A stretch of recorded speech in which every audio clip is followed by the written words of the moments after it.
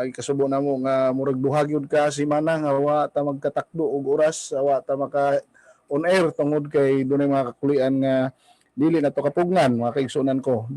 Balik ta sa tong programa.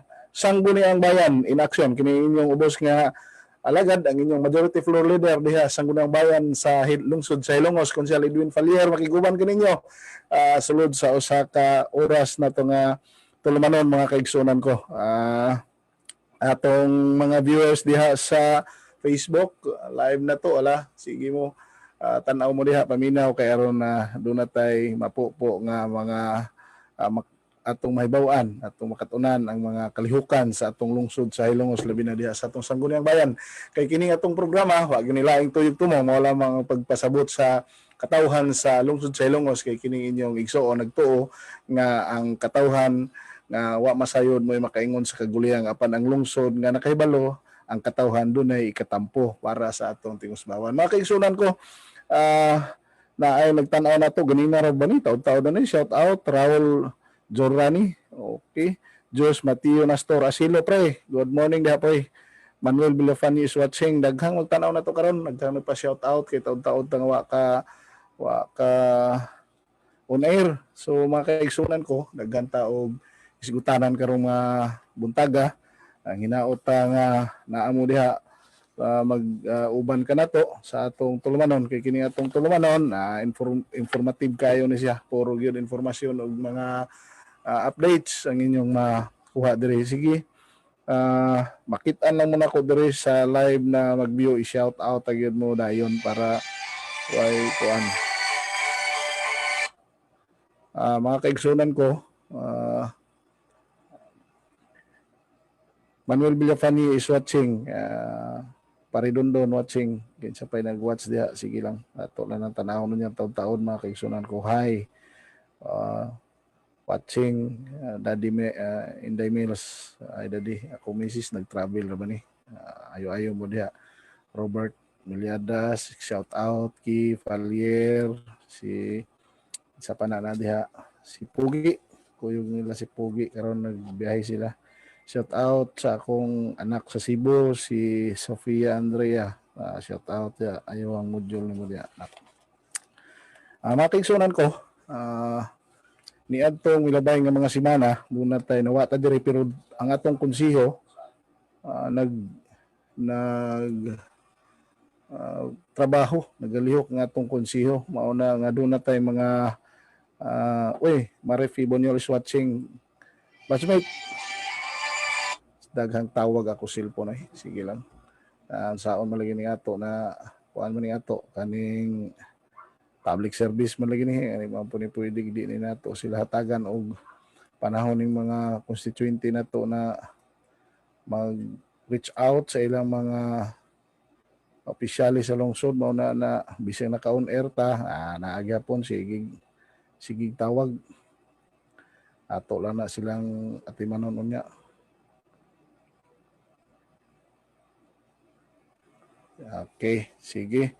Mga kaigsunan ko, bisan og wala ta maka-online, wala ta maka-sibya sa radyo, padayon ang Sangguniang Bayan sa paghimo sa mga hibuhaton diha sa konseho nato. Muna nga, bisan pila ta ka semana na nawa, daghan tag updates, daghan ta og kalihukan diha sa atong konseho na ang ninyong masayran kung unsa ang gibuhat sa konseho. Milabay lang ang pila. Walang kasemana na ako'y na kuan diri, na ako'y nakuha diri na dala diri sa akong file. Duha ka ordinansa na na-approve, tulogan ini siya na more or less approved na for third and final reading, kining usa second reading pa. Kining karong buntaga mga kaigsunan ko doon ako'y maayong balita alang kanatong tanan pinagi og ordinansa. Kining ordinansa gi-sponsored ni Honorable Francisco M. Ortiga, Chairperson Committee on Senior Citizen and Person with Disability. Co-author ni mao si Honorable Manuel Villahermosa ug si Honorable Cristituto F. Ong. Mga kaigsunan ko, kining ordinansa an ordinance granting the municipal cash gift for centenarians who are still living in the municipality of Ilongos and appropriating funds thereof. self-explanatory siya kayo na ordinance. But pasabutan ni na ordinansa, explanatory note ako basahan mo o pila ka kuha na. Article 14, Section 4 of the Constitution Philippines mandate that it is the duty of the family to take care of its elderly members. Moreover, in consonance with the said Constitution provisions, Congress of the Philippines enacted Republic Act 7432, also known as the Senior Citizens Law, to primarily protect the elder members of the society. So mga kaigsunan ko, kini siya, gawas nga dunay batakang balaod sa Pilipinas, Republic Act 7432, ang atong lokal nga pangagamahanan sa lungsod sa Ilongos, pinagi sa atong konsiho, nagtanaw nga, oy, Malumalayan is watching, Mareng, shout out, asa mo karon. Further, Republic Act 10868, also known as the Centenarians Act of 2016, honors the grants of additional benefits of the privileged Filipino centenarian, whereby the national government gives cash incentive of 100,000 pesos. 100,000 sa national siya. But we have also funds intended for that in our local government unit. Tapos tayo na may mga pundo po diha nga pwede na to gamiton. Mauna di siya magamit kung watay existing ordinance kay technical malversations ta it would be disallowed. Unya makarefan na una unsa. Isod kayo. So mga kaigsunan ko, naghimo og ordinansa ang Sangguniang Bayan. In fact, this is approved na ni atong duhan labay na mga miagi na mga sesyon. So the local government of Ilongos acknowledge the role of elderly as members of the society, and centenarians are deemed as epitome of aging well and healthy living. Thus, proper recognition and rewards are conferred to them, considering that they are living links of the community. So, mga kaigsunan ko, ang mga katigulangan nato ato mo gina silang treasure kay sila magud ang gimo og history sa atong lungsod. Mauna nga now therefore be it ordained regular session sa Sangguniang Bayan assembled. Section 1, short title, this ordinance shall be known as Centenarian Cash Gift for centenarians who are still living in the municipality of Ilongos, province of Leyte. Definition of terms. For the purpose of ordinance, the following terms are defined. Unsa mo centenarian ko no? Centenarian refers to natural born citizen municipality of Ilongos who reach the ages of 100 years old upon the effectivity of the ordinance. So, kung 100 na imong edad sa imong apuhan, sa imong lolo, naa siya'y incentive na siya cash gift na madawat sa atong lungsod. Pinaagi ani na ordinansa. Amo ni siya basihan sa atong local disbursement officer diha sa lungsod. Once this ordinance will be approved. So approved naman ni diha sa ato, and this will be reviewed by the Sangguniang Panlalawigan, province of Leyte, para ma-implement na ni siya nato. So gawas sa 100,000 na madawat sa nasyonal na gyud siya sa ato pong lungsod. Cash gift refers to a tax-free cash incentive. Wala ni siya tax, wala na ni, di na ni kubrahan pa og withholding tax. Cash incentive awards given the qualified centenarians by the LGU of Ilongos in the amount of 20,000 pesos. Discuss ni siya Mayo, may suggestion ani na mura iabot ni og 50,000 siguro ni. 20,000 ang draft ni Honorable Ortiga. Sa approve kung ako masayo pa 50.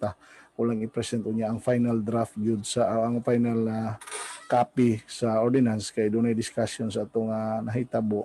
And last Monday ako kita sa minutes kay karon pa man to kita on Friday.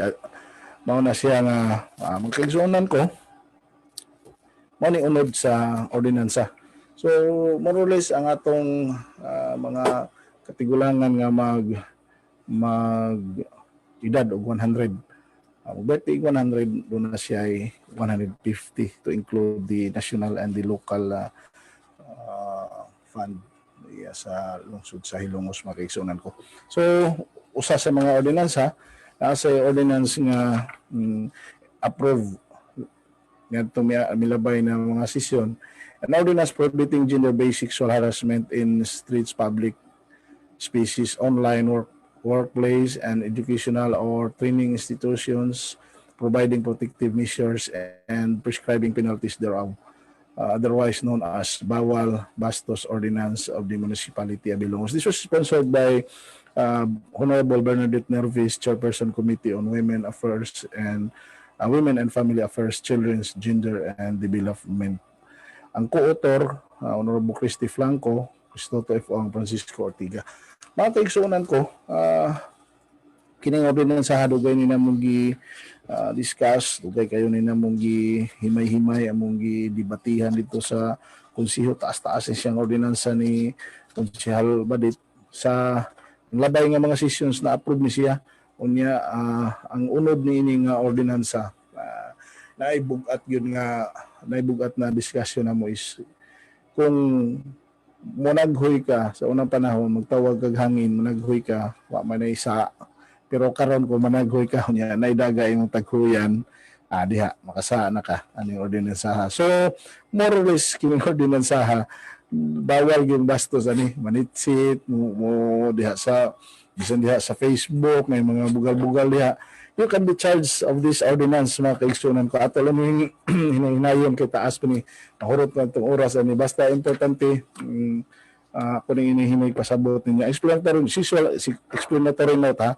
Sexual harassment has no place in the civil society. It is a traumatizing experience which left a negative feeling that doesn't go away no matter how one tries to rationalize the experience. Worse, perpetrators unknowingly execute acts harassment, justifying the fact that it is by sheer rationalization as act of admiration. Mura ka king admire pero wa ka kasabot na kuana nimo ang mura na bastusan na nimo ang imong taguyan, imong gisitsitan. This act, however, is without any consideration on the impact it brings to the society moral well-being. More so, this has become prevalent in public places like streets, plazas, workplace, in educational training institution, even online platforms. Bisan diha sa Facebook. So hence, something must be done. This ordinance will fulfill the gap of vigilance and awareness of the basic rights of the human dignity. So, ano na siya? Mga kaigsunan ko, maunay kuan siya. Maunay akong giingon na anti-bastos ni siya na ordinance. Kini nga ordinansa, daghan yung daghan yung good job Konsehal Edwin. Oy, di anak ko amigo. Wilfredo Matas Clavi Kap, musta man ka diha, amping diha Kapa, idol ra rin na. So nabti kayo ning Kapitan dati Santo Niño, igsuon ni sa Kapitan karon, so ni Bilin, Kap Bilin, shout out diha. Salanog ra ba kuno kayo, sipa ra ba kayo to kayo sila, daghan ra itong mga radyo dito. Hi pa, shout out Sofia Andrea, o shout out ta ganina, karon pa ka nakadyo. So more or less this anti-bastos or as bawal bastos ordinance in the municipality of Ilongos, daghan kayo ni siya og sections 1, 2, daghan kayo articles, gipasize gini din. Ako lato lang ning himay-himay pohon nato rin tag sa awon, basta kayo makaisunan ko approve na ni siya anti-bastos ordinance. Umay chance ta usa sa mga adlaw ning atong programa pohon ato ning si Konsehal Badit atong imbitaran diri aron maka shed light siya ani kay delikado kayo kung di ta kahibaw ani ma-charge ta ni. But anyway, kung ang imong si Chita na imong taghuyan, ang imong sampiton uron sa mangani, hindi lang reklamo, wa siya way problema. Ang problema ni kung reklamo manubag ka based on articles and sections ani na ordinance para ba ni mga fines na ni imprisonment with naaman siya yung mga naaman siya yung mga provision. So mga kaisunan ko, usap ko siya sa approve na ordinance. So matong oras alas 10:40 maybe mga kaisunan ko. Napay ordinance na nato gipasupot. An ordinance adopting the official seal of the Sangguniang Bayan na Bilongos, regulating issues and providing penalty for violation thereat. Chairman, ang chairman sa Committee on Fishery, Agriculture and Food Security, ang majority floor leader, kung siya Edwin inyong igsoon, may nag-sponsor ani, naghimo ta og official seal sa atong Sangguniang Bayan, atong janing kuan diha, atong janing butang guys background na to pohon diri sa ato, mapining ma-approve na ni siya. Wa pa ni siya kayo finalize na pa ni sa second reading, subject for debate and approval. Daghan siyang mga nakalangan ini is the discussion on the start of the Sangguniang Bayan sa lungsod sa Ilongos. Was it 1942 or was it way of 1914 na dig up na to na record nga there was already Sangguniang Bayan way back 1914. So ay amigo buddy Loris is watching buddy ate wala ko yung ninyo gahapon sa punto da or nindot tong inyong gisugba na sinugba ninyo ista dito sa punto. Mga kaigsunan ko, ato lang niyang inigma approve ang official seal sa Sangguniang Bayan at ibutang sa tong kilid pagka Monday.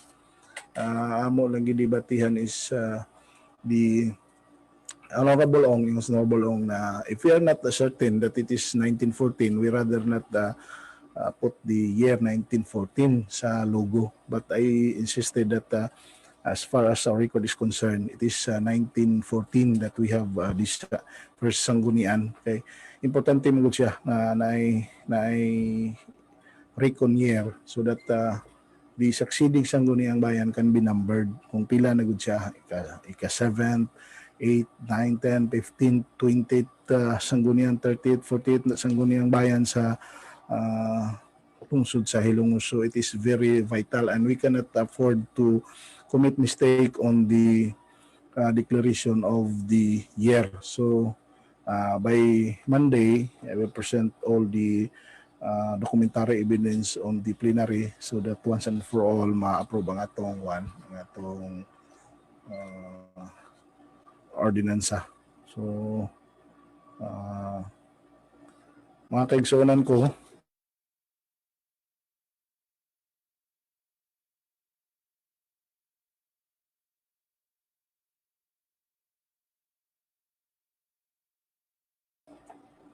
ni atong Lunes, atong discuss, nag-apply og tanan ang Sangguniang Bayan because this is a policy making body. Doon na usab ni siya special authority to endorse, approve, and as well as declared valid all applications for reclassification of the parcel of lands. Kay baw ka atong yuta na nasa tax declaration na siya i-classification diha kung unsa ang imong yuta. Pananglitan imong yuta agricultural, commercial, institutional o unsa diha. Ang Sangguniang Bayan, one of the requirements for the kanang reclassification is the resolution for the certain lot nga i-reclassify by way of resolution of the Sangguniang Bayan. So nadto nag-apply dito, gidiscuss na to and it is duly approved last Monday. That was for the reading and repeal of the proposed measures last Monday. Usa siya sa atong discuss, so it was already approved ang katong application for reclassification parcel of lands by Albert R. Villahermosa natong municipal mayor. Shout out sa atong mga government officials diha sa lungsod sa Ilongos ay abti kayo atong mga officials daghang kay development diha sa atong lungsod. Once natay chance ato silang imbitaron diri. So mga Kaigsunan ko, number 2, presentation consideration submitted barangay ordinance. Barangay Libertad Ordinance establishing the Barangay Employment Service Unit within the territorial jurisdiction. Kulba na kayo ang Libertad. Na siya ay ordinansa, nag-establish na siya og Barangay Employment Service Unit. Ang Barangay Libertad manggod usa sa mga recipients sa mga programa sa Office of the sa atong piso. So more or less kuan siya kayo kanang updated siya kayo, kuan siya kayo kanang active ang iyang mga barangay concerns diha. Siyang if I kung di lang ko wako lang ko masipyat usa sa mga naguna ang Barangay Libertad ani na ordinance establishing Barangay Employment Service Unit. So kinahanglan na siya ay service Barangay Employment Service Unit to cater as a counterpart of the PISO office of our municipality headed by former Councilor Jib Ulo ang atong PISO manager. So approved siya. It was declared valid and this was referred to Committee on Laws for subject for review and comment sa Committee on Laws chaired by Honorable Joseph Folachi, ang atong attorney Pipot. So mga kaigsunan ko, waiting lang ta sa unsay resulta sa review sa committee ni Konsihal Folachi. Committee report, Committee on Public Safety and Public Utilities, Honorable Carmelito Sarati. Honorable Carmelito Sarati, si Konsihal Tuti Sarati, nag-report na there was successful apprehensions on the operations by the Philippine National Police headed by our new Chief of Police. So doon ay mga commendations, doon ay mga sort of atong pag-ila sa mga nindot nga itrabaho sa atong kapulisan. So nag-sponsor ni siya og resolution commending sa atong mga members of the Philippine National Police Municipality of Hilongos Police Station. So gi-kuan siya ato siyang himuan og resolutions. So mga kaigsunan ko, na-approve to siya pagkamandig. Ang atong gi-discuss under unfinished business, mauni siya. Ang katong kuang ganina, katong kang Konsihal Badit na ordinance prohibiting gender-based nga katong anti-bastos ordinance. This was discussed last Monday. Ang katong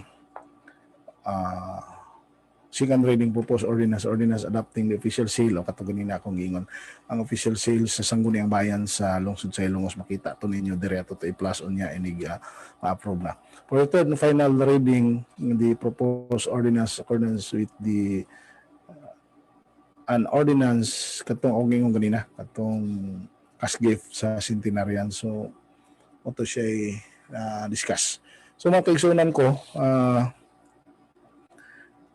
Business Friday, nag-present og dahay mga franchise gihapon. Duha ka franchise, Dionisio Vargas, Delphine Alinsob sa Barangay Campina ug sa Barangay Liberty.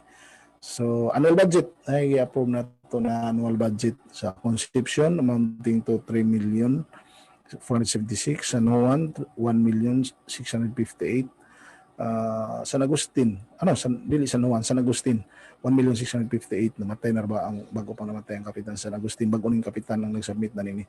Barangay Atabay 4,214,071 pesos ang ilang budget. So mga kaigsunan ko, more or less muna sige discuss na to ni atong Monday. So atong takna alas 10:58. So mga kaigsunan ko, di lang taong palabi og taas karon kay bago para ni balik sa atong programa unya human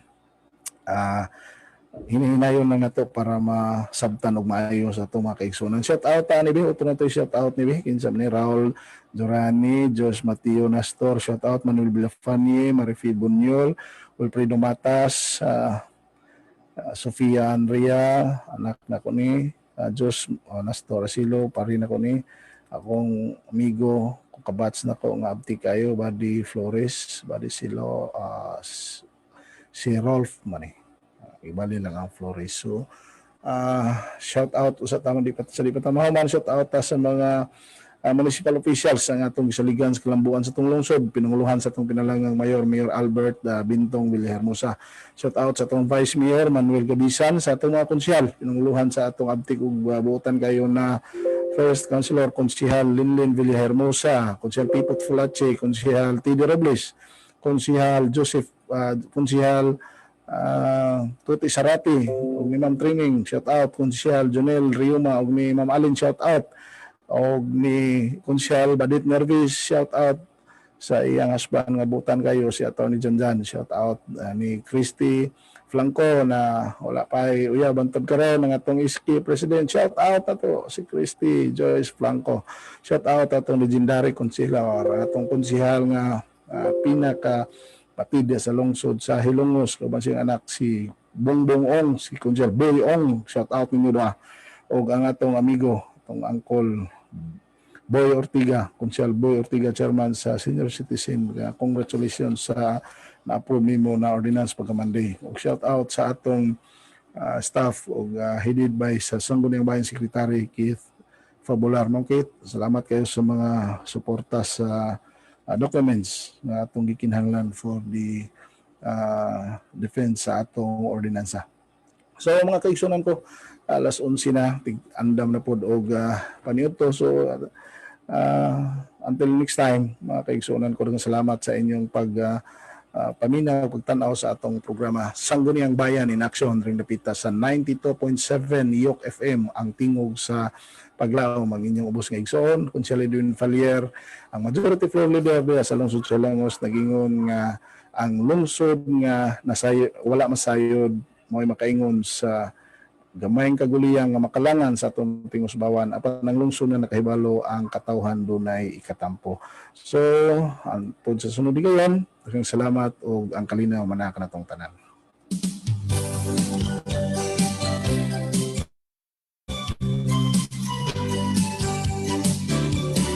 Sail on when the water gets high. Sail on, sail on when the wind starts to die. Sail on, sail on. It's just a matter of minutes till the ship comes together, and we'll all get in it.